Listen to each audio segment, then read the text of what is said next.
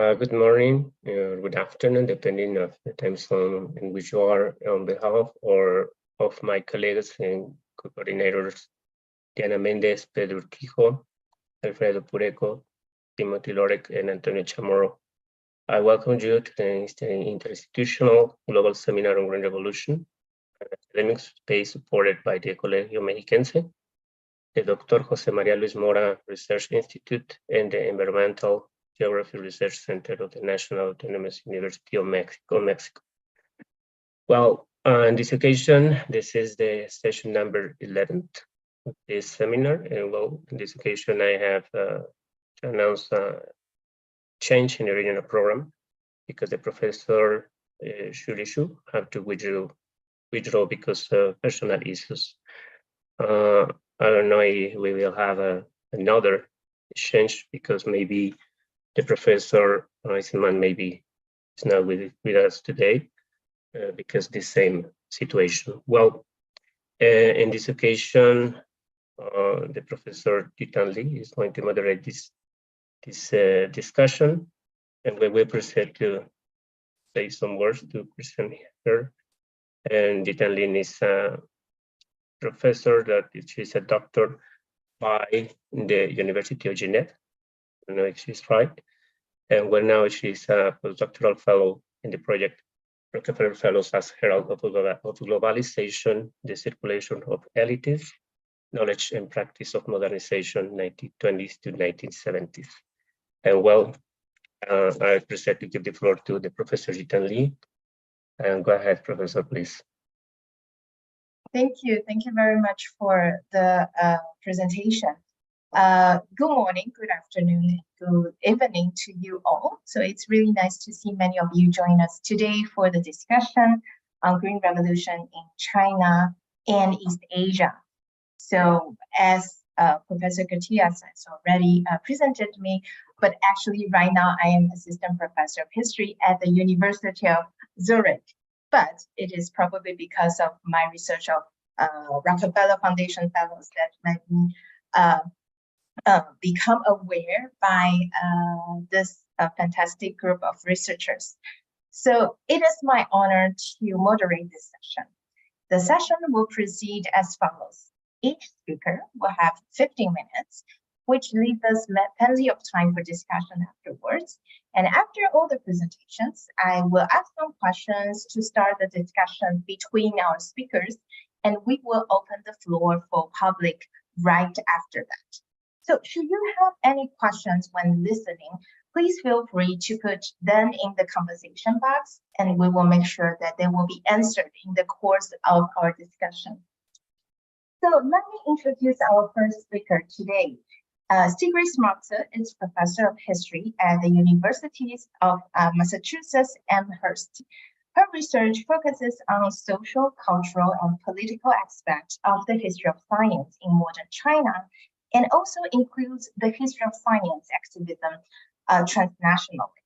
She has published numerous academic books and articles, which it is impossible to cite them one by one today. But for those of you who are joining us today, you'll be interested in, or probably already know her book entitled Red Revolution, Green Revolution, Scientific Farming in Socialist China, published by University of Chicago Press in 2016. And the People's Making Men, Popular Science and Human Identity in 20th Century China, also published by University of Chicago Press in 2008. She has also authored a children's picture book based on her research entitled Moth and Wasp, Soil and Ocean, Remembering Chinese Scientist Pu Zhilong. In addition, she was the lead organization of a conference held in 2014, Science for the People, which you can find all the archives online. For those who are interested, please go and Google her. So I will leave you the floor, Professor Schmalzer, and I'll be happy to listen to you. Thank you so much, Yi-Tang, for such a generous introduction. Thank you to the organizers for creating this really amazing series of events and to my fellow panelists for coming together today. It's really exciting to be among you all and sharing ideas about this really important topic that we all care so much about. So I want to use my time today to talk about three things. First is the question of US centrism and how it's different from recognizing the relationships between Chinese and US agricultural science, which I think we can agree are pretty profound. Second is what I learned from a truly non-US centric project in which I worked with a historian of India to compare Indian and Chinese experiences in the Green Revolution. And third is a specific example from Mao era China that I think raises a particularly important challenge for people studying the history of the Green Revolution around the world. So I want to start with a story from the early days of my research on the history of agricultural science in China. So my first foray was an exploration of youth involvement in the rural scientific experiment groups of the 1960s and 70s. So this is before and during the Cultural Revolution. And what fascinated me about that program was the radical epistemology it represented through what were called 3-in-1 scientific experiment groups. And so the idea is that different kinds of people bring different kinds of knowledge to the table, and more robust science will be created if these different people with different kinds of knowledge work together. So youth brought technical expertise to the groups based on their secondary school educations and their ability to quickly master new technologies. And then the other key members of the groups were old peasants who brought decades of practical experience in farming, and revolutionary cadres who understood the correct ideology and current agricultural policies. And together, these educated youth, old peasants, and revolutionary cadres experimented with new crop varieties, with fertilizers, and with methods of controlling insect pests. Now, when I shared an early draft of that paper with some colleagues, a US historian piped up enthusiastically that this must be part of Norman Borlaug's Green Revolution. So this was actually really my introduction to the field of Green Revolution studies, was this comment from a colleague. And initially, it really irritated me because it just seemed so typical that a US historian would assume that what was happening anywhere in the world, even in Mao era China, must be an offshoot of what was happening in the US. And looking back on the exchange, I do still think it represented the kind of US centrism that this seminar has really been heroically struggling to reverse. But that said, in the process of very intently striving to prove her wrong, I did end up coming back around to the real significance of the US influence, because for my part, I guess I had just assumed that the Soviet Union would have a much more significant influence on Mao era Chinese agricultural extension than would the US. But I ended up having to recognize how closely intertwined the Chinese agricultural science model was with the US agricultural science model, and really far more intertwined than China was with the Soviet Union in this field. I mean, for one thing, many of the leading agricultural scientists in Mao era China received their PhDs in US universities. At the same time, the US extension system was promoted in China during the early 20th century through projects funded by the Rockefeller Foundation and other US organizations. And I know Yi-Tang knows a lot about that. More interestingly, the policy experimentation process that the Chinese Communist Party developed in their revolutionary base areas during the 1930s and 40s had a tremendous influence on agricultural research and extension during the Mao era. But that policy experimentation process was itself inspired by the work of agricultural reformers in China during the 1910s and 20s who advocated experimental extension, that is, trying out new technologies and on the basis of those trials, extending the ones that worked. And that project of experimental extension was modeled on the US agricultural extension model. So the connections there, not only from US agricultural extension to Chinese agricultural extension, but via the kind of broader Chinese Communist Party's development of policy experimentation. I mean, this is a really fascinating historical connection. that and I rely here a lot on Heilman's work on this. So I say all of this not to defend a US-centric approach, but rather to emphasize that the connections between Chinese and US agricultural histories are deep, important, and really interesting. And to understand Chinese agricultural history, I think, we really do need to understand US agricultural history, but not because the US is the hub and China is a spoke, which is a critique that Daniel Emerwar has raised and that Hiromi Mizuno expands on in the article she's going to be presenting today. I think it should be possible to acknowledge and explore these relationships without reinscribing the US as the center. So I'm throwing that out there to start. Now, I think one could argue that in even using this term Green Revolution to talk about China, arguably we are already centering the US, especially given how many of us, myself included, prominently feature William Gaud's coining of the term in our publications. Actually, that term, Green Revolution, has never been adopted in China, and instead the term, especially during the Mao era, more commonly used was scientific farming. So it does suggest that even by talking about the so-called Green Revolution in China, to some extent we may be centering US paradigms.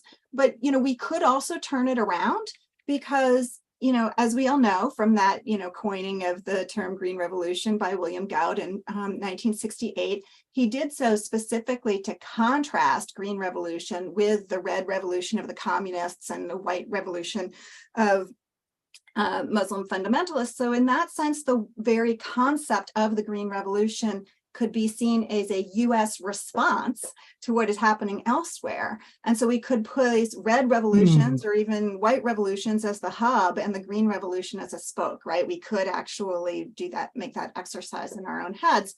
And I don't think I can claim to have done that in Red Revolution, Green Revolution, my book on this subject. But it now occurs to me that that might have been a good idea. But I did want to take the whole idea, even, when I was writing that book, my goal was, to turn the Green Revolution premise on its head and ask how it is that technologies very similar to those of the US-led Green Revolution, especially focus on fertilizers, pesticides, high-yielding varieties, how those technologies were pursued in a place that was not at all trying to avoid red revolution, but rather to pursue it. So although my book focused really specifically on the history as it unfolded in the PRC, and I rarely engaged in any kind of very detailed comparative analysis, nonetheless, the big question hanging over my study was, did the Red Revolutionary politics of the People's Republic of China make a difference? And I found that the Green Revolution in so-called Red China was striking in its epistemological and political expectations, but the overall similarities in outcome for China and other parts of the world are difficult to ignore. And so specifically, the radical approach to respecting and mobilizing peasant knowledge really stands out in the Chinese case, as does the insistence that science is always political. And this is really the opposite of technocracy, right? That we associate with the Green Revolution. But the ecological consequences are strikingly similar to experiences around the world in different political contexts. Now, although, as I said, I did not engage in much direct comparison in that book, the framing of Red Revolution, Green Revolution did mean that comparative questions were always haunting me. And I learned a lot from an opportunity to work on an article with Madhumita Saha, who is a scholar on the history of agricultural science in India. We were taking part in a larger project, comparative project and connected project on the history of science in modern China and India. So we were teamed up to think specifically about agricultural science and the histories of agricultural science in China and India. And so the way we went about it, we each identified an area that we were especially excited to explore based on what we ourselves were immersed in. And here, I really think that was a very non-US centric space. The US was inevitably a part of the conversation. It couldn't not be, right? It just so powerful in imposing, certain paradigms and also just, certain material realities on the world. But the US experience was not driving the questions that we asked, nor was the US framing driving the questions we asked. So I was most excited to ask about the perceived relationship between technoscientific and socio-political change, since what appeared most important to me on the China side was the attack on the technocratic notion that technological transformation could be pursued without socio-political revolution. And Dr. Saha demonstrated that the Indian state consistently favored a technocratic approach, but importantly, she showed how it was compelled over and over again by critics to be more attentive to social, political, and economic questions. Now, on her side, Dr. Saha was most interested in asking about discourse related to the modern farmer. In India, she saw a persistent emphasis on transforming traditional farmers into risk-taking, profit-oriented farmers consistent with capitalist values. And there were ways in which the two cases, India and China, overlapped. Especially, we found a very common, commitment to overcoming backwardness and uprooting superstition in both cases. But of course, in Mao era China, instead of capitalist values of risk-taking, I found a celebration of peasant technicians whose knowledge was founded first in their experience in labor and second in their acquisition of modern technoscience. Now, the third thing I wanted to talk about was, this interesting contrast that I think is worth pursuing more deeply in how Mao era China handled the production of first generation hybrid rice. And I want to pause here just to make the technical point very clear, because I know Hiromi Mizuno will soon be talking about a rice hybridization project of a different sort. So this, so-called hybrid rice that Chinese scientist Yuan Longping is credited with inventing is not simply a variety of rice produced from two different parent varieties. That kind of hybridization is one of the key breeding technologies for producing new varieties that existed long before what Yuan Longping invented. When we talk about Yuan Longping so-called inventing hybrid rice, we mean it in the sense that we talk about the hybrid corn innovated in the US in the 1930s.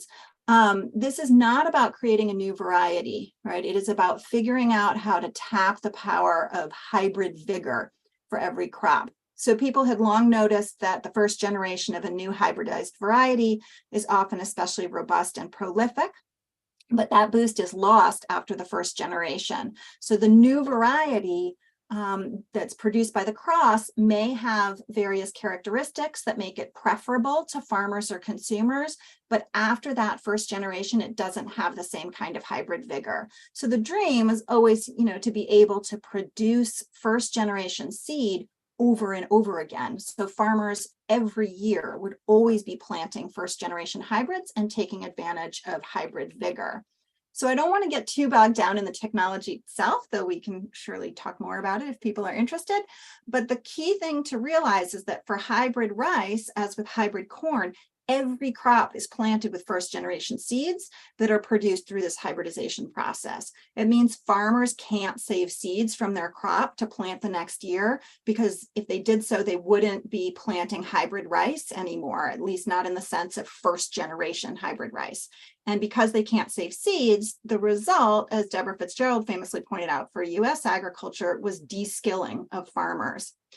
Farmers can't just save their seeds because the first generation hybrid technologies really have allowed corporations to gain more power in this way. So farmers have to buy it from the corporations over and over.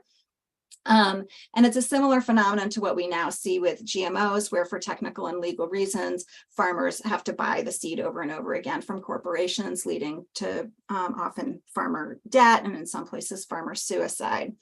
But what we learn when we study the Chinese example is that the phenomenon of farmer debt and farmer suicide is not about first generation hybrids or GMOs themselves. It's not built into the technology. It's really about capitalism, right? Because with a different political economy, it is not necessarily how it would have to work.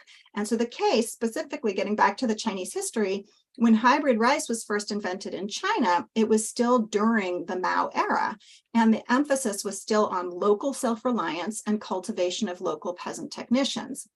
So to spread hybrid rice to more communities, the government recruited members, usually youth members, of local scientific experiment groups to travel to the island of Hainan, where a training center was set up. So they would learn how to cultivate the male and female plants, carefully timing their development so that they would flower simultaneously, producing the hybrid seed. And they would then bring that technology back home and teach others so that hybrid seed production could happen locally. So instead of resulting in de-skilling, it actually, I would argue, resulted in significant skilling. And that's what happened for the first several years after first generation hybrid rice was invented. But of course, China was on the verge of dramatic change in its political economy.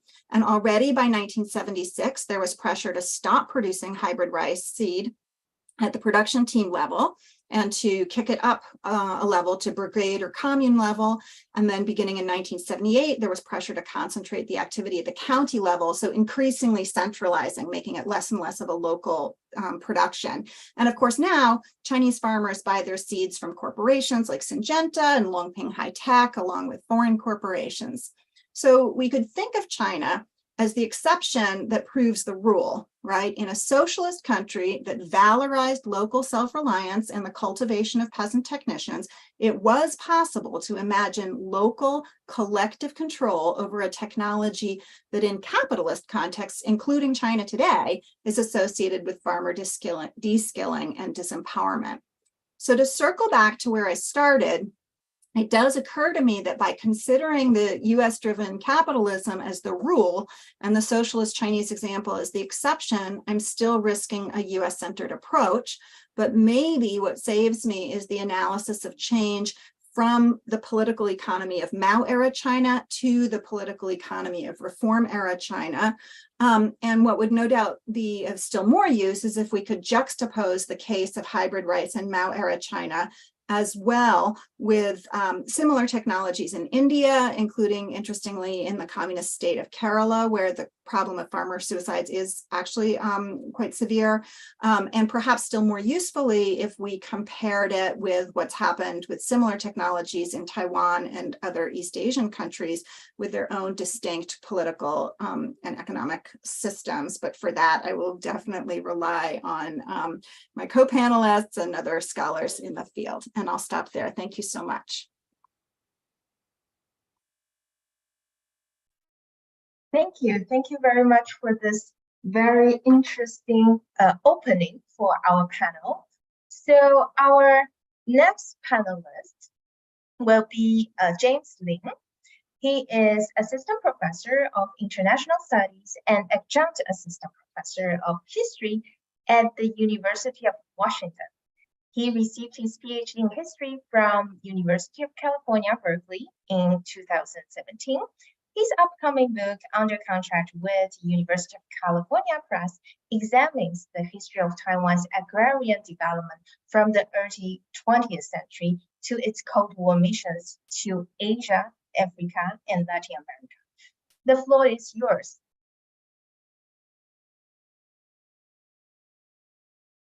Thanks so much, Yi-Tang, for the introduction. I'm just going to share my PowerPoint very quickly.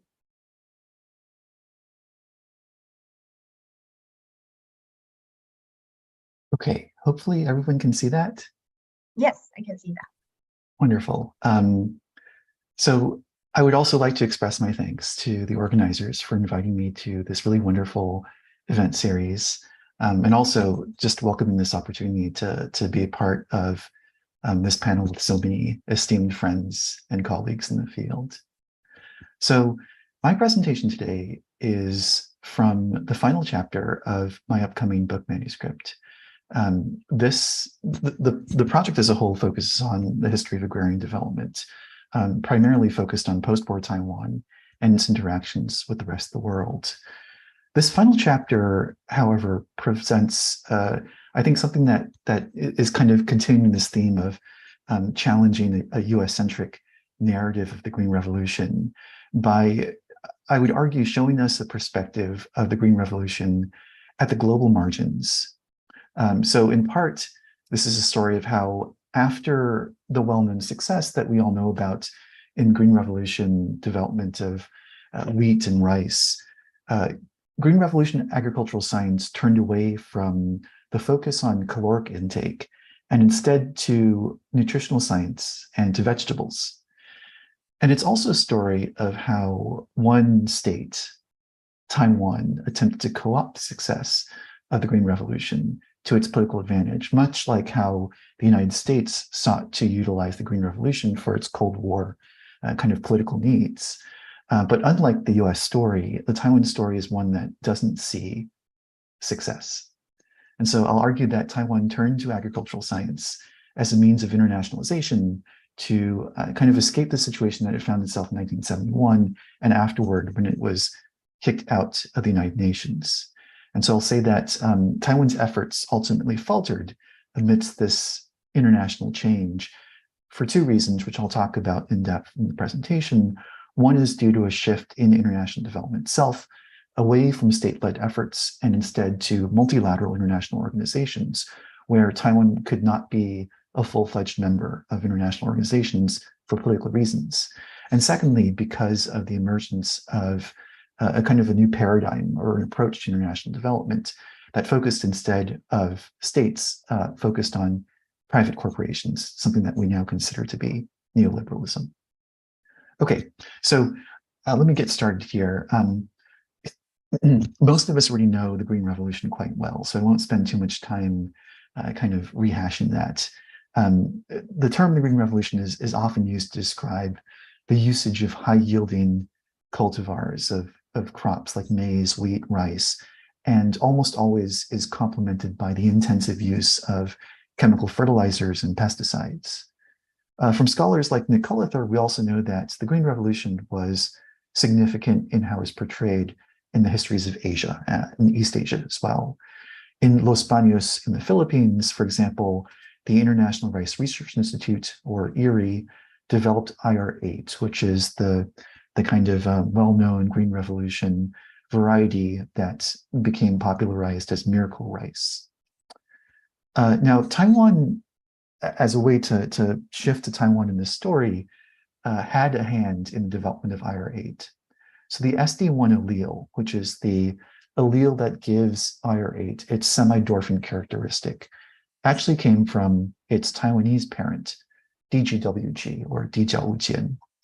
And the SD1 allele was crucial for IR8 in order to have the semi-dwarfing characteristic so that it would concentrate most of its growth towards producing rice grains as opposed to producing taller stalks, and also to resist toppling over. So you can see in the image here that PETA, its other parent, was not semi-dwarfing. And so combining these two characteristics was what allowed IR8 to be this miracle rice. Now, we know today that the Green Revolution brought with it all sorts of problems. So dependence on chemical fertilizer, ecological damage from over-reliance on chemicals. But if we go back historically to the 1970s, when the Green Revolution for Asia was kind of in its heyday, back then the Green Revolution was seen as this really modern and futuristic phenomenon, something that all of the state planners in East Asia were thinking about and discussing. And so Taiwanese officials were not alone in this. They were well aware of the growing importance of agricultural science in not just economic growth, but in international politics. And they're also well aware that IR8 and their claim to fame in having DGWG be one of the parents of IR8 was one way in which they could really enter into this conversation. And so in 1971, when Taiwan withdrew from the United Nations, they were put into this situation where Taiwanese state planners thought that they could really benefit from co-opting the Green Revolution. And so they really wanted to push into this field and develop their own IRI, essentially, in order to utilize international agricultural science as a way to maintain their relevancy in the international system. And so what they turned to was what I would argue to be a new frontier that was emerging in the 1970s, and that's vegetables. In 1971, Taiwan established the Asian Vegetable Research and Development Center in southern Taiwan. And an official history of AVRDC credits the idea originally to USAID. So there's some US centrism that's inevitable here. With the cereal grains that were developed by Simmet and Erie, wheat, maize, and rice provided a raw caloric boost to the underdeveloped areas of the world. USAID saw, quote, the need to augment and improve the high starch diet of the people in East Asia and to increase rural income by upgrading the production, processing, and marketing of vegetables, end quote. So there's this evolution in the treatment of agriculture and food as it moved beyond treating the basic social need, hunger, which was the subject of Nick Cullither's study, and instead to focus on health based on nutrition and increased household income, so economy as well. And so in the following year, USAID sent requests to 12 of its operating missions in Southeast Asia and East Asia to seek hosts for a new center, something like Erie, except dedicated to tropical vegetables. Taiwan, the Taiwanese government, was particularly keen to see that this new center be established in Taiwan, and so they aggressively pursued this project. 5 years later, it opened its doors as the AVRDC in southern Taiwan. Now, the AVRDC followed the blueprint laid by Erie, so it sought an international staff of scientists. So it drew scientists from Taiwan, Vietnam, the Philippines, Japan, South Korea, Thailand, and the United States. The idea of the center was to serve the people of tropical and subtropical climates of East and Southeast Asia. And so an initial focus was placed on 6 fruits and vegetables: tomato, soybean, mung bean, sweet potato, white potato, and Chinese cabbage. Many of these were considered staple crops because they were widely cultivated in East and Southeast Asia. And in the cases of the legumes and potatoes, also provided a large amount of calories. Now, a senior Taiwanese agricultural scientist and also leading agricultural development official, Sun Zonghan, gave a speech on the opening day of AVRDC's founding, where he argued that the basic mission of the AVRDC was to improve the quote-unquote normal diet of the average Asian citizen. Sun Zonghan spoke to improving agricultural industries, agricultural productivity, and rural livelihood. Early supporters recognized the difficulty of the Green Revolution introduction of foreign varieties. Not all local societies or communities were always open to the taste of new introduced foods. And so one of the main goals of AVRDC was, instead of focusing on the introduction of quote-unquote exotic crops, they decided to develop what was considered to be local indigenous foods, so local vegetables. At the same time, they also extolled the values of vegetables for economic development, one for its higher profit margins, for its ability to be grown in both small and large scales, and also for the potential to grow secondary industries, so industries in, for example, post-processing. AVRDC was also initially imagined to be a seed bank, so a place where different varieties of the main crops that it focused on would be able to have varieties stored and then serving international development needs for national and subnational institutions. At the same time, it was also engaged in experimentation. And so it planted selected varieties, it recorded these results for analysis in terms of analyzing response to fertilizer, resistance to disease, crop yield, et cetera. And in this sense, it was kind of similar to some of the national centers that had been established in Taiwan before the Green Revolution. But it was also quite different because its scope was really meant to be global in nature. It was meant to include in its seed banks seeds from all over the world, and it was meant to experiment to create and to find varieties that work well in different parts of the world as well. So in 1979, AVRDC received a grant from USAID to pursue an additional field of research on top of focusing on vegetables, and that was in nutrition.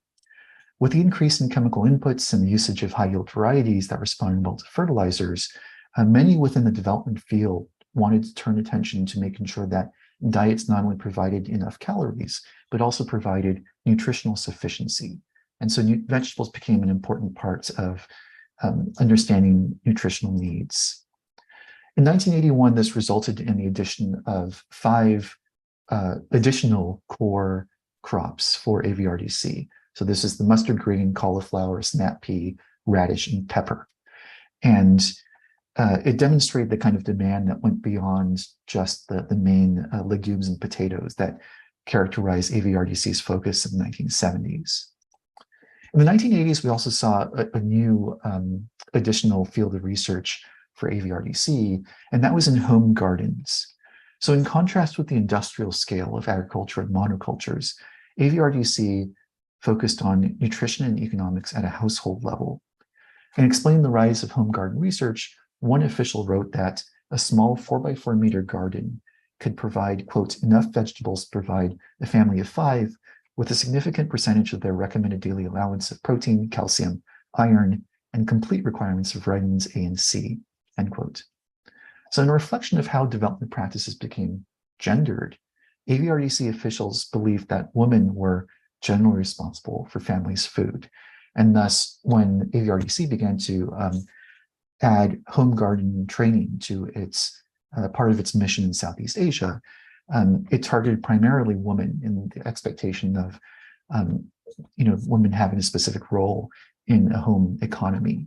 And so in effect, not only was AVRDC trying to disseminate new forms of agricultural science with a focus on nutrition and vegetables, but also disseminating gender norms about how rural societies should function. Now, onto the political portion of AVRDC. So the scientists of AVRDC carried out their institution's objectives through applied science, through extension experimentation, through having repositories and also disseminating improved varieties. But for the Taiwanese policymakers within the Taiwanese government, AVRDC was ultimately still about politics. On the 10th anniversary commemoration of AVRDC, then ROC President Yan Jiagan extolled the value of AVRDC for the nation. Quote, "I can say without reservation that the work of AVRDC has by association cast a most favorable reflection on the ROC. The center in many ways serves as a window to the world, enabling those who might not otherwise see our island come and judge for themselves. And by implication, AVRDC's successes are our successes. They're the successes of the people who work here, the success of the good neighbors who live in the vicinity of the center, and they're the success of our national research programs that in many instances work side by side with AVRDC." Now, despite the lofty goals of how AVRDC would serve as Taiwan's own version of CIMMYT or IRI, and despite Yan Jiagan's very kind of lofty rhetoric, the actuality was that AVRDC met significant headwinds of international geopolitics. AVRDC's founding in 1972 roughly coincided with the founding of the Consultative Group of International Agricultural Research, or CGIAR. Today, CGIAR, or I'll call it CIGAR, is composed of the leading international agricultural research centers in the world. So this includes IRI, this includes CIMMYT. But in the early 1970s, AVRDC's efforts to join the then new CGIAR met significant obstacles due to Taiwan's contested sovereignty. In a report in the report to US Congress on the funding of AVRDC, it was reported that the ongoing kind of diplomatic battle between Beijing and Taipei for recognition meant that AVRDC would be, quote, barred from inclusion in the CGIAR overall budget support program for political reasons, end quote. So the problem here was pretty nakedly political, as the report detailed that many donor countries would likely have been able to support AVRDC if it wasn't located in Taiwan. CGIAR scientists themselves lamented that AVRDC's location in Taiwan limited its essential need. So Peter Oram, who is a scientist and a member of the Technical Advisory Committee of CGIAR, argued that, quote, "vegetables are such an important constituent of the general diet in Asia that a new internationally acceptable center dedicated to vegetables was needed, and AVRDC could then, in the future, be phased out to become a national institution." So here is the implication that AVRDC wouldn't fulfill the need that CGIAR needed because of its location. There were also some scientists from CGIAR who were concerned about the authoritarian Kuomintang regime on Taiwan and the effects of authoritarianism on scientific freedom. Lowell Hardin, who was a Purdue agricultural economist and a key figure in the founding of CGIAR, wrote in a letter to AVRDC Director Robert Chandler that, quote, "It may be necessary for the center to change its charter in order to assure autonomy necessary for freedom of scientists to operate," end quote. And this is something that Robert Chandler thoroughly refuted in his reply to Hardin. But ultimately, in the end, AVRDC never joined the consultative group as anything more than an associate member because of Taiwan's status as a marginalized state. So Director Robert Chandler expressed his frustration when AVRDC was passed over for funding in its core projects in favor of CGIAR institutions like the International Institute of Tropical Agriculture in Nigeria or the International Center for Tropical Agriculture in Colombia, both of which were founded after AVRDC and had significant overlap with the original mission of AVRDC. And so to conclude, I want to end here about kind of larger notions of agricultural science and politics. Agricultural science, and specifically Green Revolution sciences that produced high-yielding seeds and chemical fertilizers, became emblematic in the 1970s.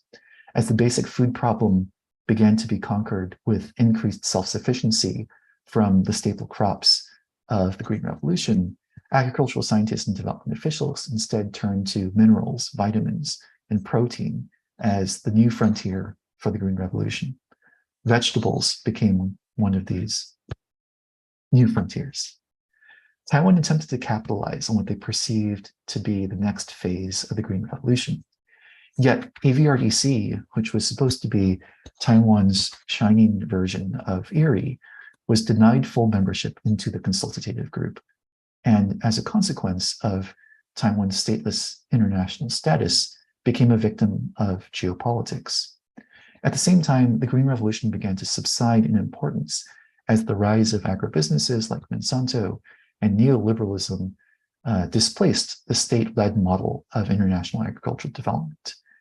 AVRDC remained underfunded from the 1970s onwards up until today, without access to the full range of funding options that are available to institutions in other countries, leaving Taiwan's attempt to co-opt the Green Revolution more of a forgotten story of failure than the celebrated narratives of success that we typically hear in the US. Okay, thank you.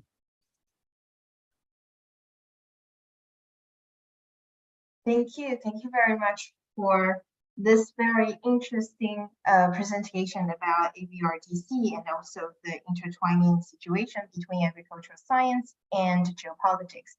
It will give us a lot of things to discuss for the next coming hour. But before that, let's come to our last but not the least presenter, Hiromi Mitsuno, who is an associate professor of history at the University of Minnesota, Twin Cities. She is the author of Science for the Empire, Scientific Nationalism in Modern Japan, published by Stanford University Press. And her most research publication is a chapter entitled Japan's Agriculture, Empire, and Post-War Reconstruction in the multi-volume set New Cambridge History of Japan, which just came out last month. Congratulations. And Professor Mitsuno is currently writing a book entitled The Age of Nitrogen, Agricultural Modernization in Asia and the World. So Professor Mitsuno, thank you for joining us today, and the floor is yours. Thank you. Let me share my screen.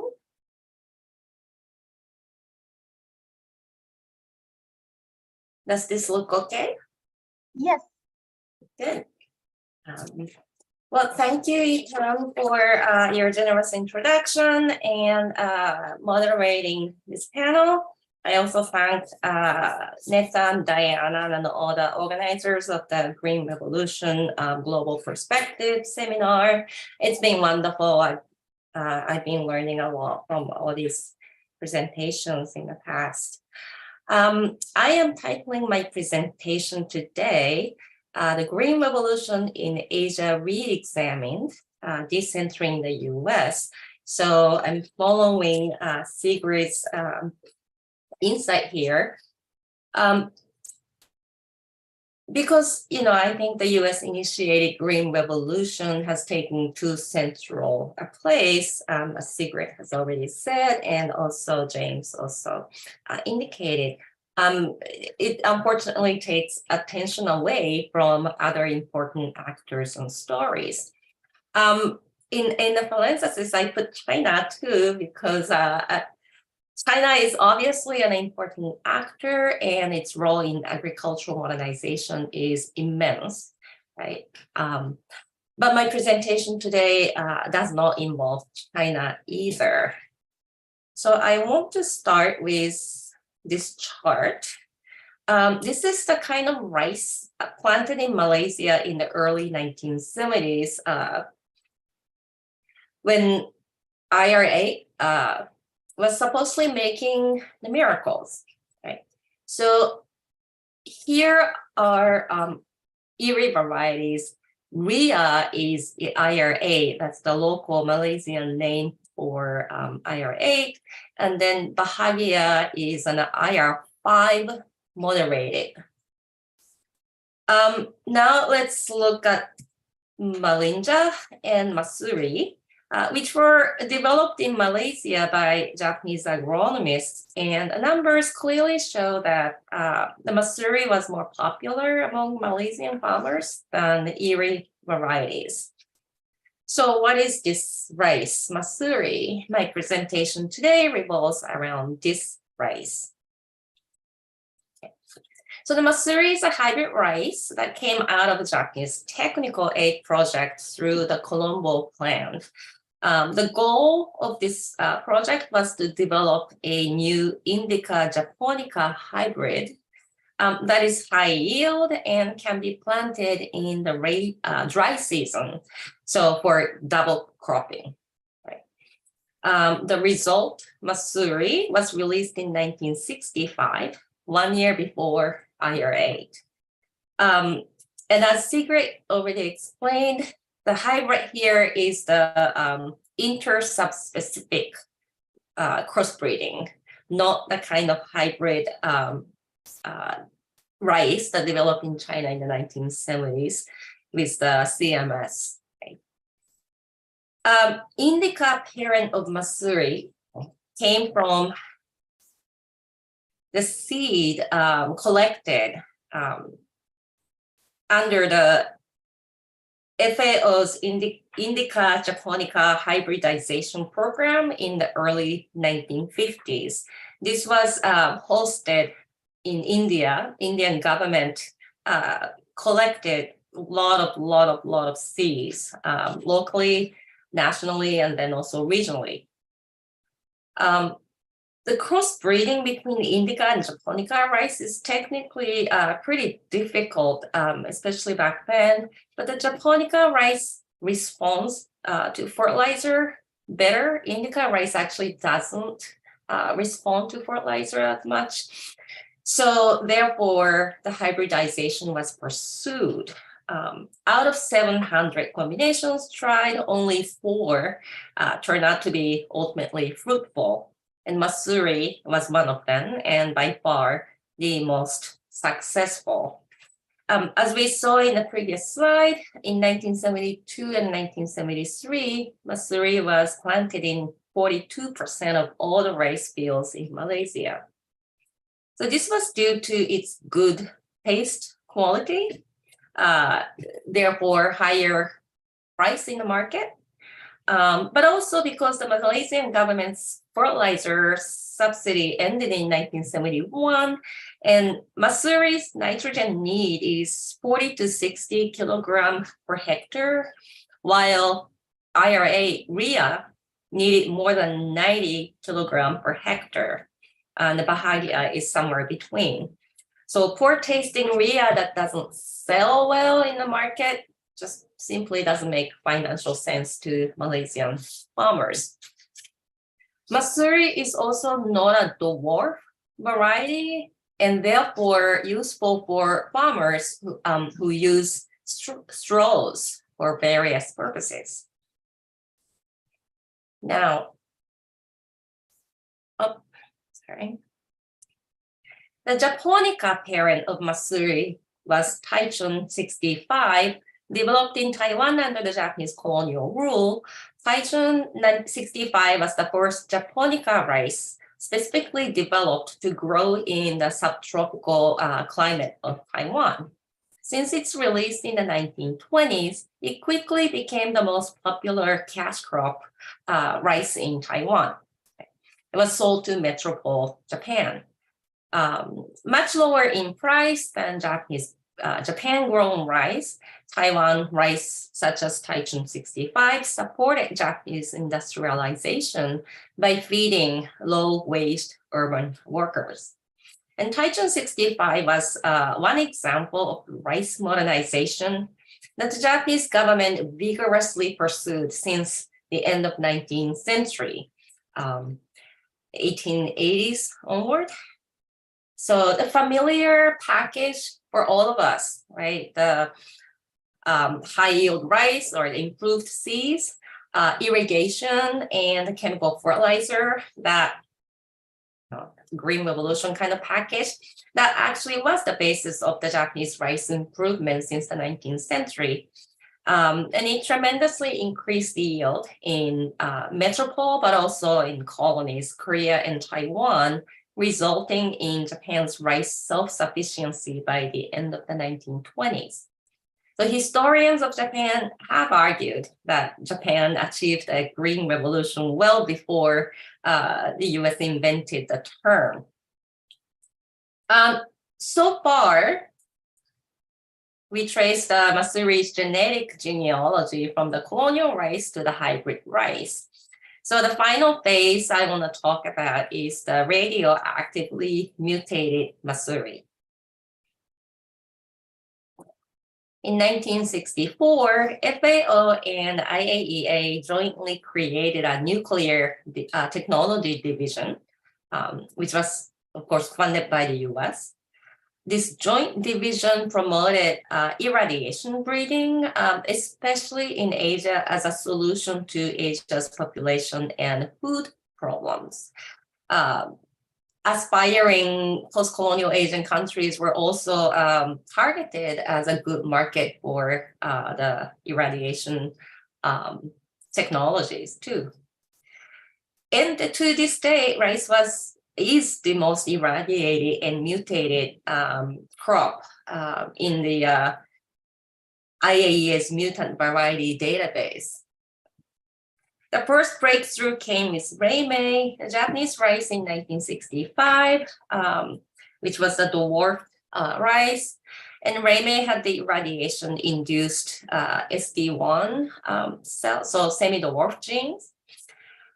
But the Malaysian, so here, I'm there was a lot of rivalry between the IAEA and then also the IRI, which IRI, of course, as we know, did the conventional breeding, and radiation breeding the success rate is kind of sporadic, but it can be faster as they claim. So there's a lot of interesting, I think, competition going on at the time. But the more important for us is the Malaysia's domestic context. Malaysia had a violent national crisis in 1969, resulting from long-standing ethnic tensions between Chinese and Malays. To overcome this national crisis, the Malaysian government launched the Planned Economy, the New Economy program. And as a part of this, a National Nuclear Technology Institute was established in 1972.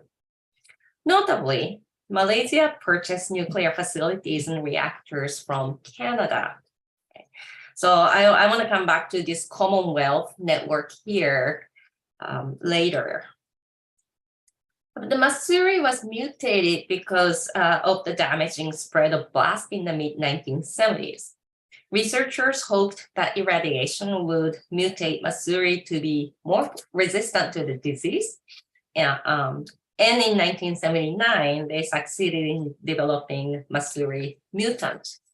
It's semi-dwarf, resistant to various diseases, low photoperiod sensitivity, while retaining good taste and other good characters.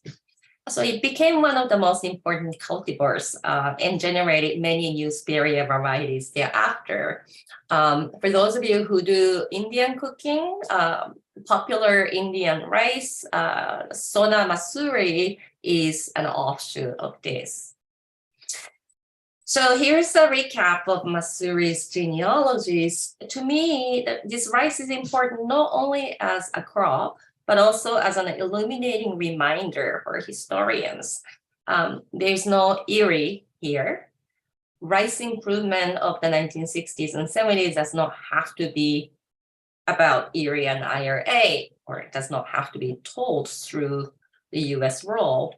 Masuri instead embodied colonial development, post-empire reconstruction efforts by Japan and also the British Commonwealth, Malaysia's post-colonial needs and interests, and the US, of course, is present, right, through the IAEA in this story, and the Cold War geopolitics is there, but that's just one actor in this wider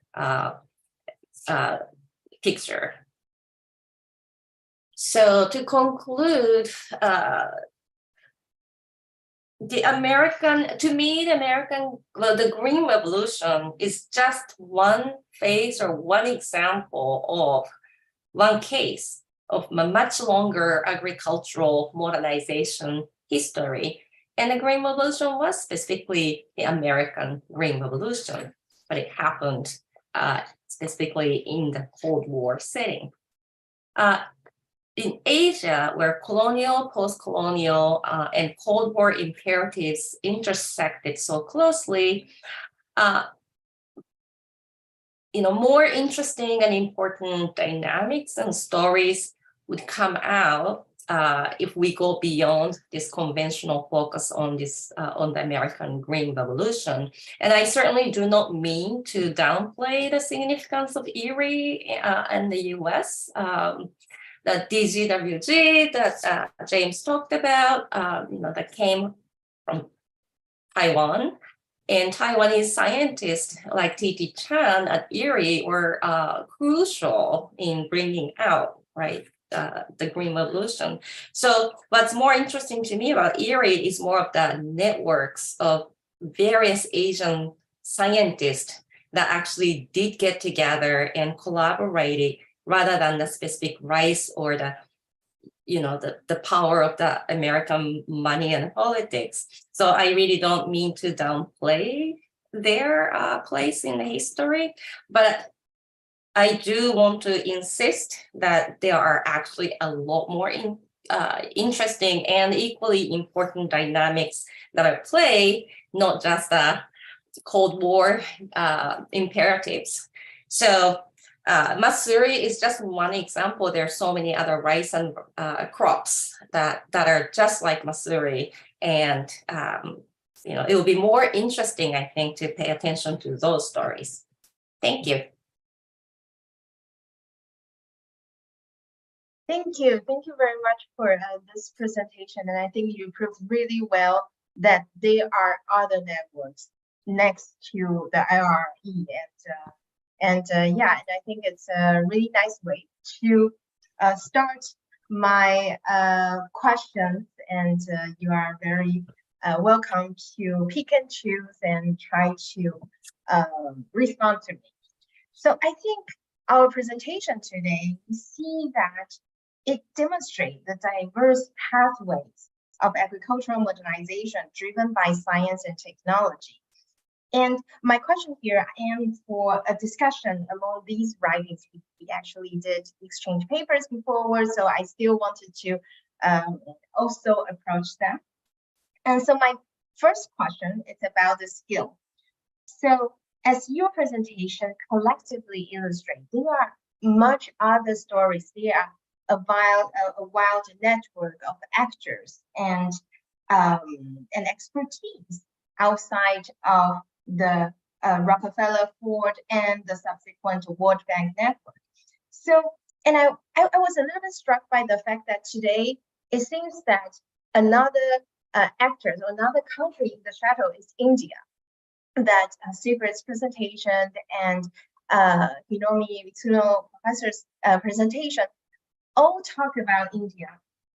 So I was wondering, do you think that the regional dynamics, which facilitates the exchange of seeds and expertise, will be a more suitable framework to recount the history of agricultural modernization in this region that we are looking at? And the second question is about the performative nature in your writing and also in your presentations. So another thing that is recurring in your three of your writing is the performative nature of agricultural modernization, science, and technology.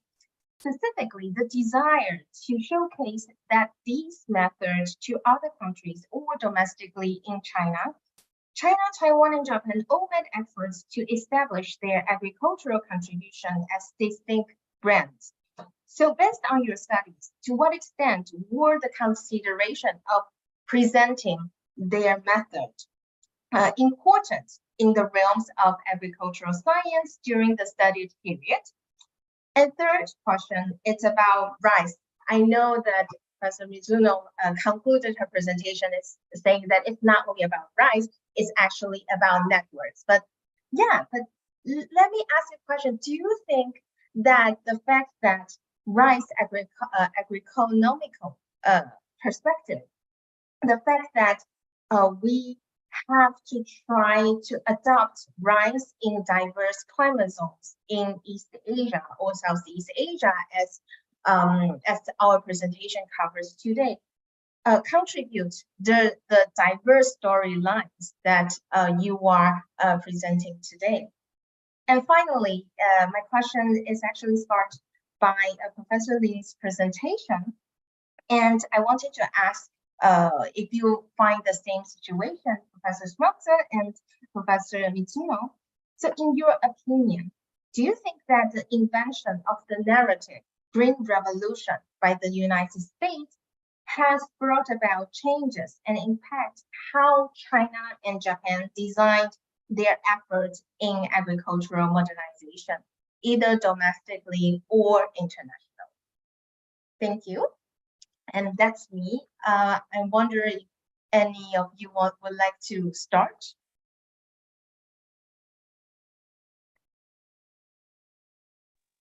I'm happy to start unless anyone else wants to go first. No? Okay.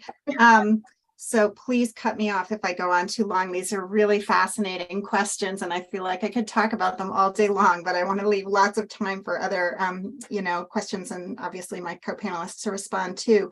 So on the question of, whether other frameworks with different kinds of historical actors, different countries, and you specifically highlighted India, whether that would work better, thereby, avoiding the problem of over-centralizing, over-centering the US. One of the things I feel like I really missed in the Red Revolution, Green Revolution book was the significance of Japan, actually. And Peter Lavelle's work on Qing Dynasty and very early 20th century Chinese agriculture was the first work that really got me realizing that I had missed the boat on that. To some extent, I think China learned about agricultural extension and seed experimenting via Japan, and there's been interesting work done on the relationship between Japan and the US. So I still feel like the US can't be left out of that story, but that there are all kinds of other actors that need to be included as well. On India in particular, my work just has not been strong enough in that area. The project I did with Madhumita Saha was really eye-opening to me, but for the most part, we're looking at comparisons rather than connections. And the kind of work, for example, that Arunabh Ghosh has done on India-Chinese relationships around the history of statistics, would be a good model. I have a PhD student who's interested in agricultural exchange between India and the US, although from the earlier time of the wartime period mostly. But anyway, I think it's a fascinating direction to go in. I still think the US is probably not going to be it doesn't make sense to leave them out of the picture. I think it would actually prevent us from doing the kind of critique of US power that we need to do, if for no other reason. Performative nature, I think that's such an important question. Looking at the history of socialist era China, my instinct is always to be really cautious around that, because the labeling of Chinese efforts and socialist Chinese efforts in all these areas as performative has been so often a way of discrediting it and of making it, it's like Potemkin villages, right? It's like everything the socialists do is just performative. There's no real science going on. There's no real experimentation going on. And so, although I think performance, especially in the sense of demonstration, right, proving to people or convincing people to adopt a new technology was so important and in some ways legitimate, right? I feel like anytime I say something like that, I want to make clear that this is what goes on in science all over the place, right? And certainly in agricultural extension, that's kind of a core aspect of agricultural extension is performance. With the question of rice characteristics, I think this is so important. The fact that rice is not only self-pollinating, but it's hugely self-pollinating, something like 95% or something like that, self-pollinating as opposed to being pollinated by other rice plants, made it more difficult. And I think even more than that, in the case of corn, which can also self-pollinate, and so, there is this technology, detasseling, right, that allows hybrid corn seed to be reliably produced. The tassels are, because they're bigger, they're farther away, you can kind of just lop them off, right? The organism itself is quite different from rice, and there's no way to do that with rice on any kind of scale, right? And that's why there had to be this hunt for the mutant male sterile organism. So I think that's really the question of the organism itself is really significant.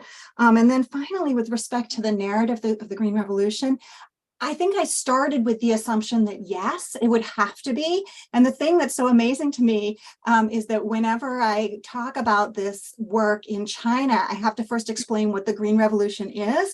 And most people assume that I'm talking about environment, like ecological farming, right? And the concept of the Green Revolution is much more likely to be used in that sense, the transformation of farming into something more green in the sense of ecological. And I was only able to find a couple of examples of people actually referring in the Mao era to this thing the US is calling a green revolution, how reactionary this is, So I don't think it had that big an impact, the actual narrative of the Green Revolution, although certainly the extension system, the focus on industrialization of agriculture, et cetera, was very, very significant. So I'm going to stop there. So I really want to hear what other people have to say. Thank you.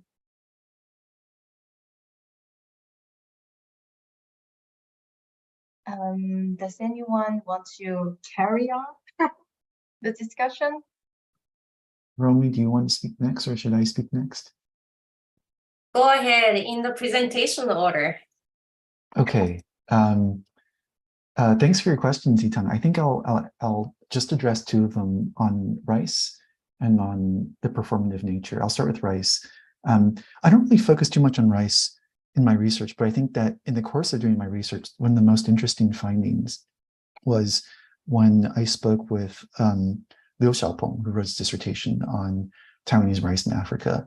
And he said that, one of the main issues that Taiwanese encountered was that something that Hiromi mentioned in her presentation, which is that certain kinds of rice that performed well in terms of productivity yield did not sell well in the market. And so there's the sense that certain kinds of rice don't taste good to local markets.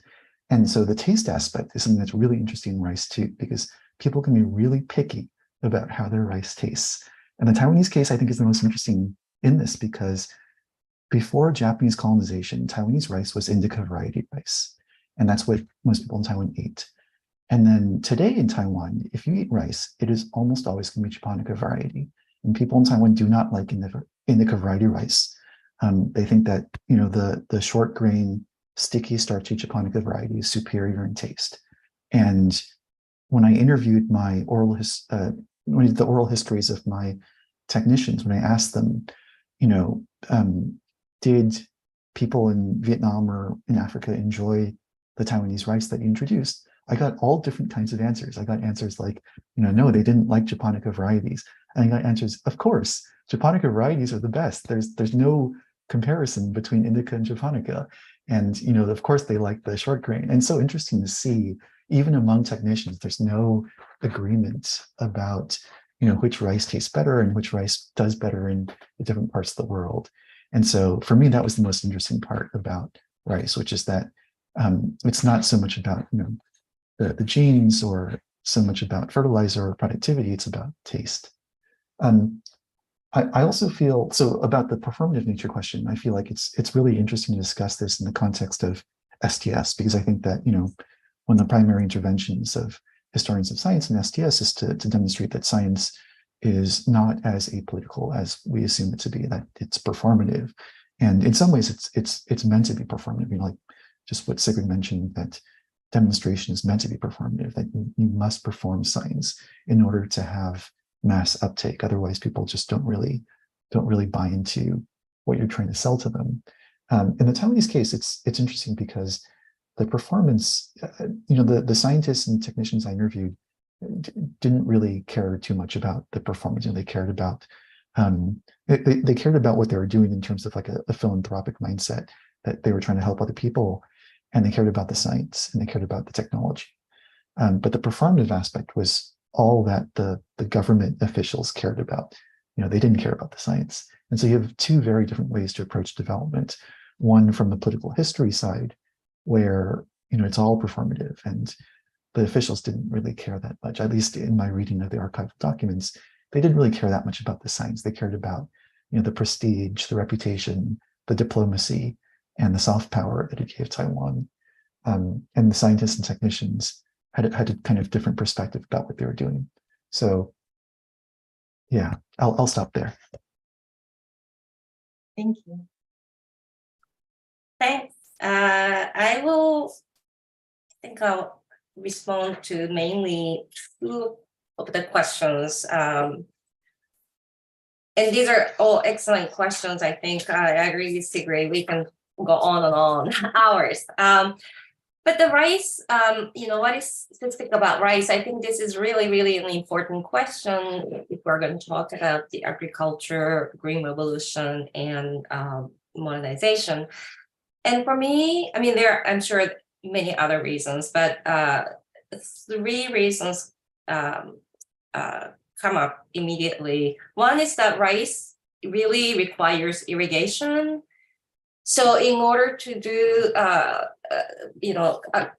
modernization, rice modernization, you're really talking about a much larger undertake of civil engineering and water control, et cetera, and especially if you are trying to do not the dry land rice cultivation, but try to introduce the wet rice cultivation, which yields more, right? So that is one aspect that I think actually brings out a whole another set of networks and power dynamics into the picture. The second reason why rice is really important and interesting is because it really does have so many subspecies and varieties.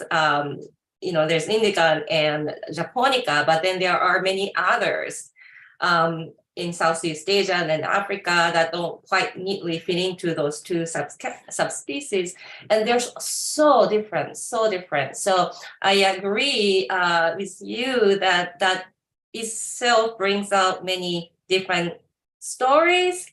Yet the third reason is why I think it actually brings out more stories than just the Green Revolution story, which is that rice, unlike wheat-eating country, the pioneer in rice improvement was Japan, historically, right? So if the US or any other countries wanted to revolutionize rice cultivation, they relied on the Japanese techniques because they've done it already, and right? So there's a reason why the seeds and the technicians initially at Erie relied on the Japanese techniques and Japanese personnel, which also brings out many programs that are not well studied. For the Japanese technical aid and other aid projects sent agricultural teams to India in the 50s, Pakistan, the area of now the Bangladesh included, Indonesia. I mean, so pretty much everywhere in Asia, China, communist China included, right, in the 50s and 60s. And they stayed and they did the demonstration. They spread all these new techniques. Not all of them stayed, but there was just a voluminous amount of movement of seasoned people originating from Japan. And I don't mean, of course, that Japan should replace the place of the US-centric story. No, but I think that the fact that there is a lot more than just Erie is precisely because I think Japan, and then of course China becomes the new center of the rice research. Now China is the one that really does all the modern varieties, and so that it just cannot be a US story, simply, right? And that brings me to your final, I think, question: how does the narrative changes? To me, to use a cliche, the Green Revolution just needs to be provincialized. It needs to be a specific time period instead of what some historians do, like calling the colonial development, like what Japan did in Taiwan, as the original Green Revolution. You have to do the other way around and say people were doing, Dutch were doing in Indonesia, French were doing in Vietnam, right? The British were doing it here and there. So the colonial agricultural modernization had been there. And the Green Revolution was just a specific US version and Cold War geopolitical version of it at the very specific time, and with the specific technologies available at the time. So in a way, that's my response to your narrative question. Okay. Thank you. Thank you all very much for engaging with my questions, and I am a little, I feel very happy that you all engage with the rice question and in a very different ways. It's about technology, but it's also about tasting, and yeah, it's very interesting. So I see that we already have other questions accumulating in the chat box. So I will start with your question. First question is coming from Professor Rena. She said, thank you. It is a question to Professor Mitsuno that she is delighted to see that katak and ATT rice figuring in your presentation. Rice and sugarcane varieties from Tamil Nadu were cultivated in several parts of East Asia. So my question is, for you, is that do you think there was also agronomic knowledge and practices, soil-plant relationships, theories of nutrition, etc., that were known and exchanged? Will you recommend some readings on these exchanges? Yes, these agronomists were super detailed in doing the soil analysis, photosensitivity, et cetera, et cetera. I mean, those are very much, they weren't just doing, trial and error randomly. And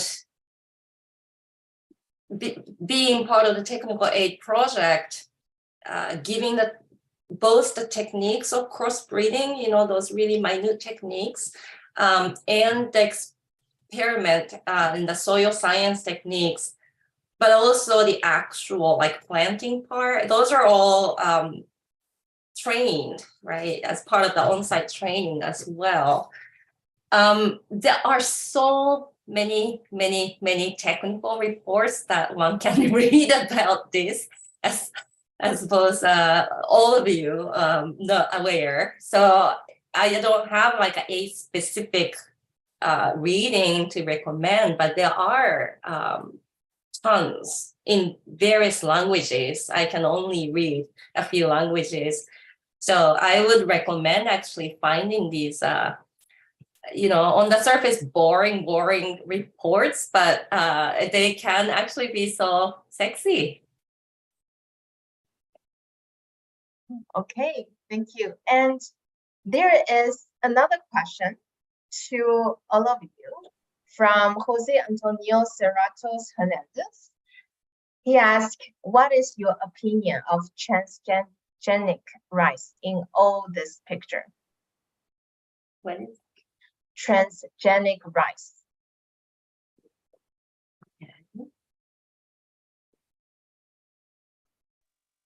I could take a stab at that one. Yeah, I mean, so speaking as a historian and just somebody who, I associate with agroecologists and other people who talk about this, about these issues, but I don't have my own, scientific perspective on it. But, as I understand it, people who are concerned about GMOs, including in rice, sometimes have environmental concerns. They sometimes have concerns about human health, and sometimes have concerns about the effect on farmers' seed sovereignty. And so that last one is what I was really focusing on when I was talking about the different ways that first generation hybrids played out in Mao era China versus in many other places. So there's a relationship there. I will say also, as we're talking about rice as an organism, the point that rice is, I can't remember the number, like 95% or something like that, self-pollinating has been raised by researchers as a reason why we should be not so worried about potential gene flow, like the environmental consequences of, potentially having these plants get loose and, spread those, transgenic characteristics to other plants. Again, I can't really speak to that from a scientific perspective, but it's just interesting to me that, again, this question of the, specific characteristics of rice as being self-pollinating seem to be very central. But from my own perspective, I mean, I think the farmer seed sovereignty question is really the one that makes the most sense to me as an issue that just doesn't go away, no matter how, how much the science is, is either demonstrated or performed, or however you want to think about it. The real question there is always going to be related to the political economy, and I think it really parallels the first generation hybrids as well, because anytime that corporations are able, either because of technical reasons of how hard it is to produce the seed, or because they've introduced so-called suicide genes right into the plant so that it can't continue to be reproduced so that farmers can't save the seeds, or whether they're illegal, so that farmers are prosecuted if they attempt to save the seeds. All of this is really wrapped up in the political economy. And as we saw with the case of the first generation hybrids in Mao era China, it may not be the case that any technology could be kept under very local control, but there certainly are models whereby we could imagine farmers retaining the right or the intellectual property or however else we want to think about it over those seeds. And I think that that's something that, that's something that La Via Campesina, the food sovereignty organization, transnational food sovereignty organization, has talked a lot about, and it's something that, we really could work on. So that's how I would answer that one. Thank you. I see James and Hiromi, you feel free to jump in. I'll add something, two very short points. I don't really have an opinion on transgenic rice. Much like Sigrid, it's not really my field of specialty, but I'll relay 2 points. One is about, one of the potentials for transgenic rice is, and that's been talked about in the international development field, is golden rice, which is that you can add a gene to produce something that many populations are deficient in, vitamin A, and in that way treat a very serious kind of public health need through a very simple kind of introduction of a gene. And I was speaking with an agricultural economist who had been working on and off in the development field. He's now retired, but he was at the UW. And both of us expressed our kind of doubts that, things like golden rice have been tried before. And the reasons why they don't succeed is because something we discussed just a few minutes ago, which is, the idea that people are very picky about what they eat. And it's not just taste, but it's also color. Will they see golden rice as something that's natural, that they can integrate into their diets? I'm not so sure about that. And so I think that's one of the things that transgenic rice raises, which is new frontiers that actually may not be that new. The other is, I just want to echo Sigrid's point. I think that it's really important that, when I look at the history of AVRDC, like 50 years ago, this was meant to have been a public service, that AVRDC stored all of these, different kinds of cultivars and provided them at no cost to any kind of, scientist that wanted to potentially utilize those seeds for the better good of mankind.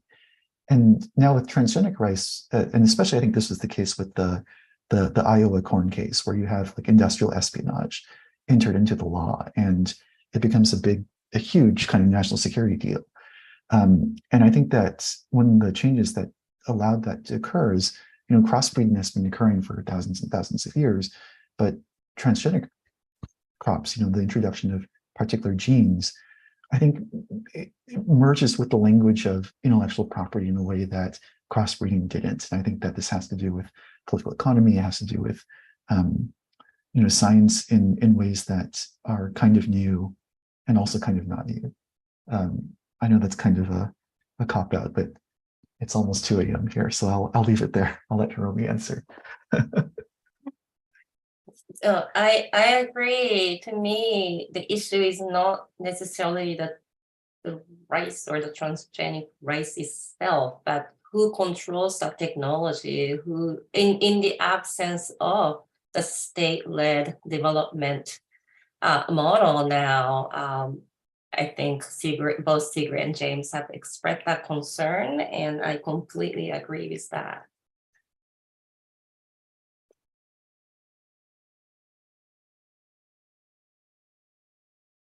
Yes, maybe I can also jump in saying that I think one of the things I found interesting about golden rice or this all kind of developmentist narrative is that we always focus on a magic bullet. And in this story, in public health history, it's vaccination, a specific kind of vaccine. And in the history of agricultural science, I see that they always tend to focus on this magic bullet, this magic seed. And I think that transgenic rice would somehow share this kind of narrative of solving the nutritional situation, the nutritional leg, by inventing or by using a seed. But then, as you all already approach about the taste, about the market, about all the different other things, and also the political economic of farmers, how they understand this. So yeah. so. If I could just add one more, I think, I mean, of course, the Asian stories is important because of what's happening in Africa now, right? As I think it's been kind of indicated now. And so that is another reason why the Green Revolution centric narratives just have to be diversified.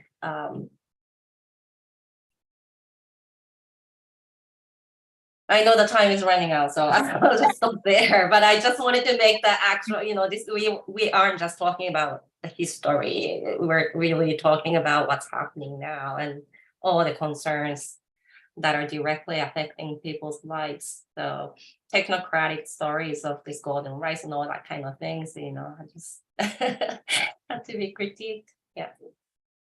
It's somehow important to write about the history, so making them know, and it's so somehow hope that it won't be repeated again. Is there any other questions? Please feel free to put your questions into the chat box. So Deanna actually put one in the chat rather than in the Q&A. So if you want to look over there, Yi-Tang. Okay, sorry. The Q&A, I'm actually on the Q&A. I have 3 questions. Are they other? Also there's a separate thing in addition to Q&A. If you click on chat, there's another whole. Yeah. Okay, thanks. Well, I think that I can actually make it by my own if you agree. Sorry, I didn't. I think I have a moment to make it. Well, first of all, I want to thank you very much for your presentations. I really enjoyed them. And I think that you have been very precise in indicating how your research put the Green Revolution narrative into new perspective, especially questioning the role of the United States. But I would like to know more about how you see the cases you examine as also putting development thinking into perspective. Were there more regional discussions about how to understand the politics of development? How did vegetable nutrition change or not the idea of development? And how did regional scientific network change or not the idea of development? I think it's a complex issue in a colonial context on the one hand, and also from the communist wing in the other. So I would like to hear you more about this. Thank you. Does anyone want to start? Yeah, sure. And that's an excellent question and requires many hours of discussion too. But the concept of development itself goes way back too. And I always like to see that as part of the colonial management. So the Cold War discourse of the development, it wasn't really new, nor the practices that were associated under the US, aid and developmental aid. So that's one thing.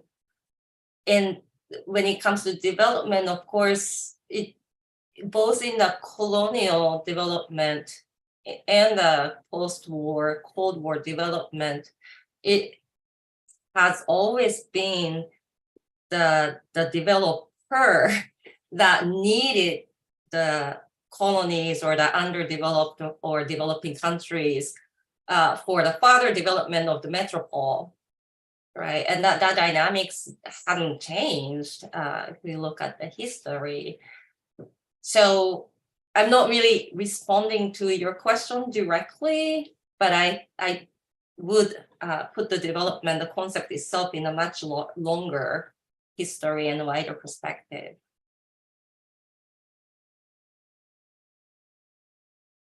Yeah, if I may, I can suggest a discussion by Gilbert Rist, who wrote about the history of development and the ideas of politics from 19th century to today. You do see this kind of continuity that Professor Mizuno was saying. And yeah. So James, the floor is yours. Thank you. Yeah, I would say that the portion that I presented today on vegetable nutrition is a little bit different from the rest of my research, because in this case, we have Taiwanese government actors who I think were responding to what they perceived to be a change in the global paradigm. Like they thought that vegetables were the new frontier, and they really wanted to be at the forefront of this new emerging paradigm. And so that's really where they kind of sought to intervene. But my earlier chapters in my book manuscript deal with a more kind of unique framing of development that the Taiwanese attempted to portray to the rest of the world. This began as early as the 1950s, with the late 1950s, with the first kind of overseas development mission to Vietnam, where Taiwanese experts explicitly sought to portray their own development model as one that was low capital cost, one that was more suitable for other kind of post-colonial nations to engage in. And in that way, it was kind of unique. I mean, kind of unique in the way in which they portrayed it, although if you really, really dig down into the kinds of practices that they were doing, it was not that unique. You know, the PRC did this in Africa. There were lots of other kinds of like non-US and non-Soviet Union forms of development. Oh, Japan, of course, was a big one, where most of these practices look very similar. But the way in which they portrayed it and the way in which they marketed it emphasized the kind of uniqueness from the Taiwanese perspective that was rooted in the Taiwanese experience as being more relevant and more applicable to nations in the global South.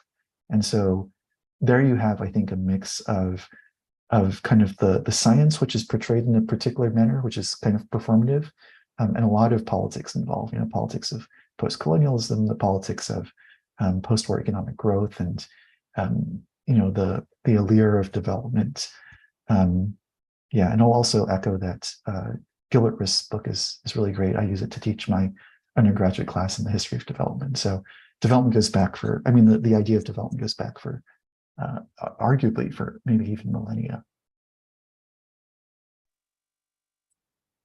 I've really been interested in your work on development, James. So I'm excited, you know, as you roll out more of these pieces.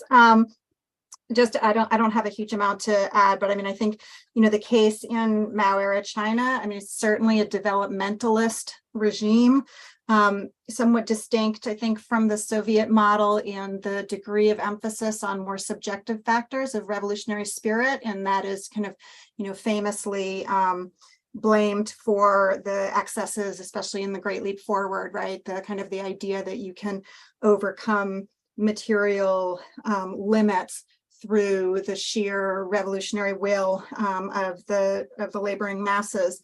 So there's a distinction there, perhaps, and also I would say, you know, it has a big effect, especially in questions of agricultural development, right? Because that's where most of the laboring masses are working. I would say, you know, my kind of standard response on this tends to be, you know, again, just kind of going back to this idea of the anti-technocratic character of Maoist developmentalism. So not just in terms of the revolutionary spirit, but also this idea that you can't, you know, it's always supposed to go hand in hand, right? The technoscientific transformation is not supposed to be leading the way. It is supposed to really be following political and social forms of transformation. And that is even the case, you know, in these scientific experiment groups. I mean, the reason that they're supposed to involve you know, old peasants and educated youth and revolutionary cadres is because you're supposed to be upending hierarchies. And then, you know, gender, we haven't talked a lot about gender, but, you know, James in particular, highlighted it in his presentation, but the idea of mobilizing women, you could make maybe a contrast between James's case and the kinds of examples I find in Mao era China, where it's not just that you're involving women or girls in many cases, but that is specifically highlighted as a way of overturning old patriarchal ideas, right? It's supposed to accomplish that at the same time as it's accomplishing agricultural development goals. That said, I'm increasingly feeling like maybe I've over-focused on that in my work, in the sense that I think there's a lot more to be said about Mao era Chinese ideas about development that really were focused on the kind of material aspects of economic development, and that, I think a lot of that went on, even if it wasn't necessarily supposed to, with a more,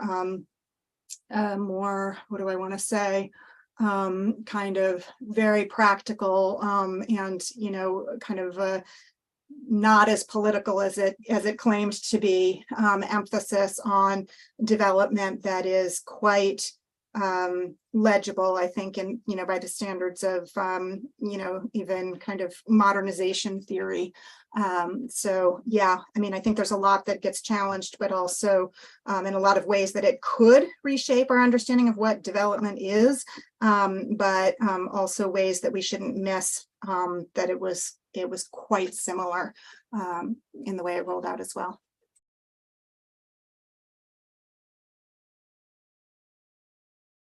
Thank you. It's very interesting, all your discussion. Is there, I don't see any questions popping up, but luckily I have a lot of questions, so we can go forward.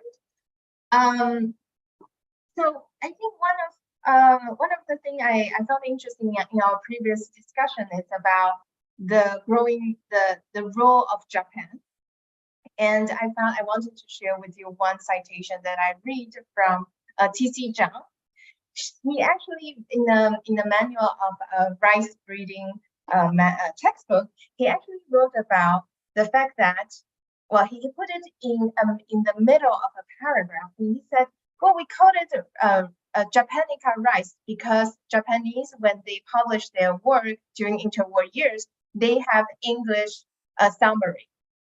And that's why, there are a lot of discussion about rice. It's actually looking at Japan. I don't know if Professor Mizuno would have some more knowledge about this situation, about how Japanese rice science become very important after the Second World War, or even during the interwar years. I mean, in terms of publishing in English? Yeah, because he said something about that, even though they publish everything in Japanese, but all the summaries are in English.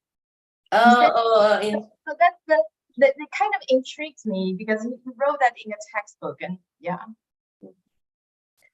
So, right, I mean, Japan being the colonial power, since the end of 19th century, it had the advantage of having access to the Western academic world.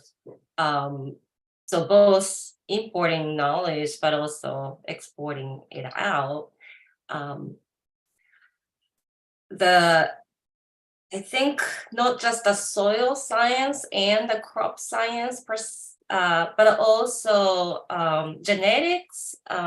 There's a geneticist who really introduced the Mendelian genetics, starting with that, into the rice breeding, and this really was the basis of Japan's national experiment stations.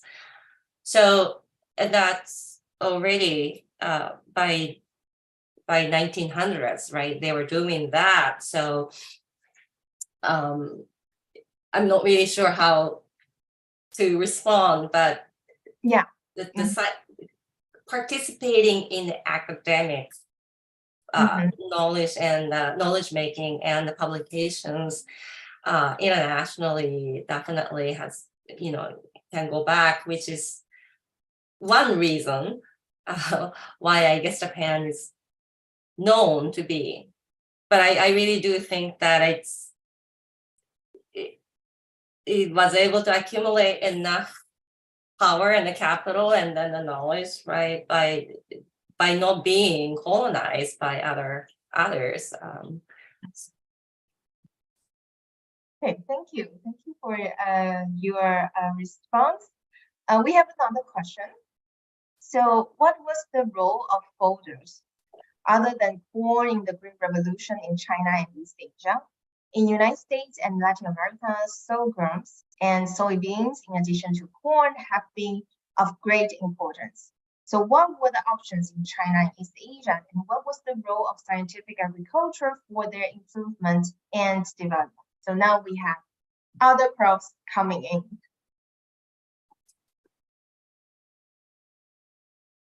I don't know if any of you want to. Okay, I see Sigrid. Yeah, so I probably don't have a great answer to this. It's very piecemeal, so to speak. So I did the very first paper I ever worked on as a graduate student was on pig breeding in 1920s and 30s, northern China. And the thing that I really latched onto there was they were trying to improve the local variety of a local breed of pig by hybridizing it with an American breed of pig. And what I noticed was that all of the experiments, like the feeding regimen for the comparative experiments, were all based on a corn diet, which of course, very well represented the US agricultural economy at that time that was full of corn. You had to find some way to process this corn and make it value added, right? But it definitely did not represent 1920s and 1930s China, where a good pig was a pig that could transform garbage into pork and even more importantly, fat and fertilizer. And my sense is that, the kinds of documents that I look at, because I'm not very systematic in terms of really paying attention to the numbers of what's being produced and that kind of thing. I should do more of that.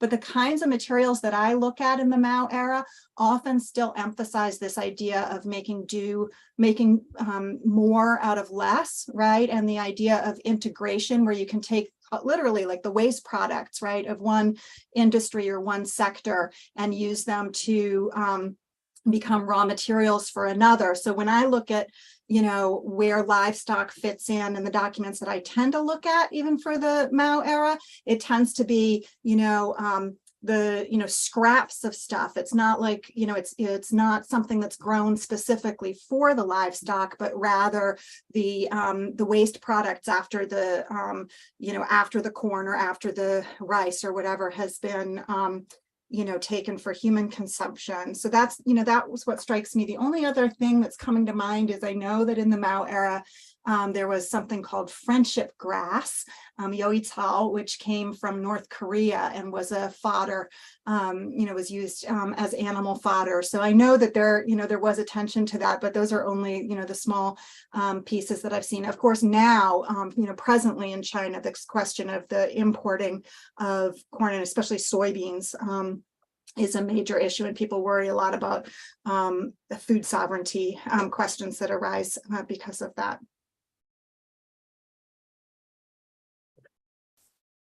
Thank you very much for the response. I don't know if James or Hiromi would want to chip in for this question.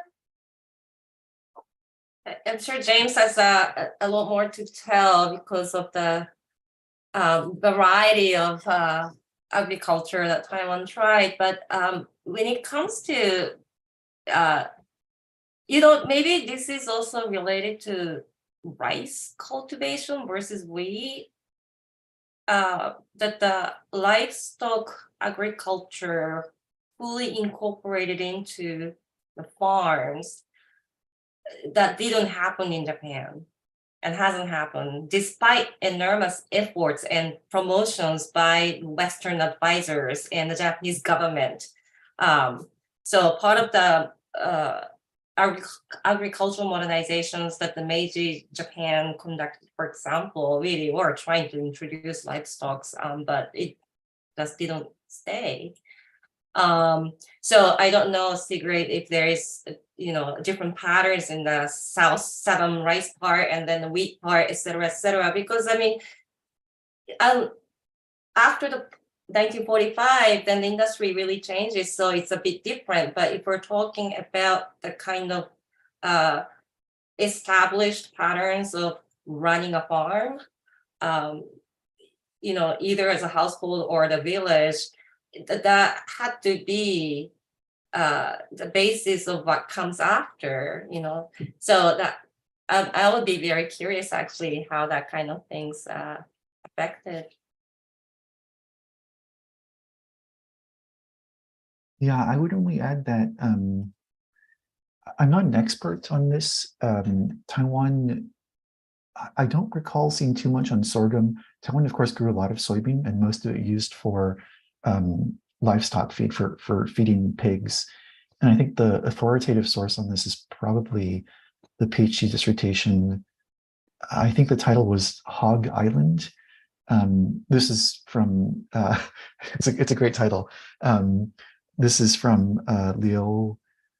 Oh, his name escapes me. It's too late at night and my brain isn't functioning fully.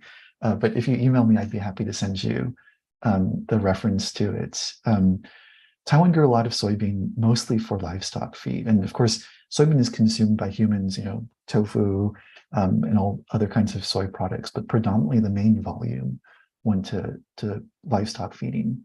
And beyond that, I don't know too much, unfortunately. So this is kind of an area where I should probably read a little bit more. I mean, one thing that is maybe important is that by the time that the consumption of meat goes really up after 1945 in Asia, East Asia, so we're talking about the 1960s, the Americans were selling the feed.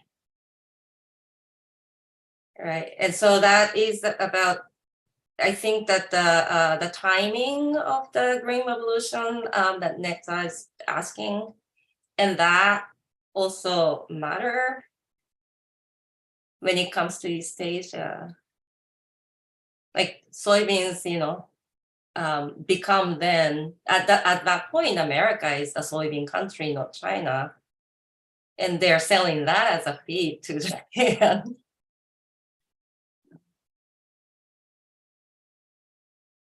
Yes, I think we are almost at the end of our discussion. So for those of you who have questions, please speak up or remain silent for the next few hours. Anyways, so if there is no other questions, I will leave the floor for the organizers for other announcements and things like that. Thank you all very much for joining us today.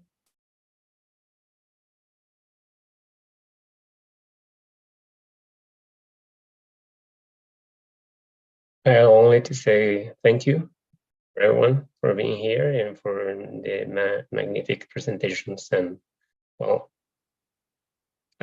we will see you to everyone next month in the next session of the seminar on Green Revolution. And thank you. Thank you. Bye, everyone. Bye. Thank you for all. Bye. See you.